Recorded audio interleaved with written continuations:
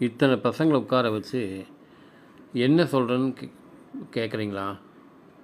நீதி போதனை வகுப்புகள், பண்புகள் அடங்கிய பாடம், ஒழுக்கம், கல்வி. ஆம் அன்பானவர்களே, பழைய காலத்தில் ஒழுக்கத்தின் படியாகத்தான் கல்வி இருந்தது. நீதி போதனை அப்படின்னு சொல்லிட்டு ஒரு வகுப்பே இருந்துச்சு. இன்றைக்கெல்லாம் இல்லை அது. அதனால் பசங்க இன்றைக்கி தாறுமாறாக இருப்பதை பார்க்குறோம்.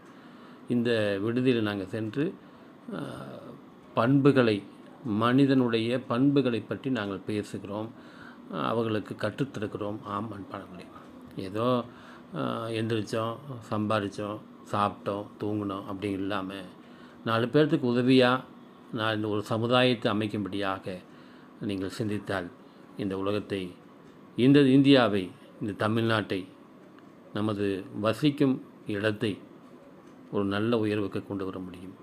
சிந்தியுங்கள், செயல்படுங்கள்.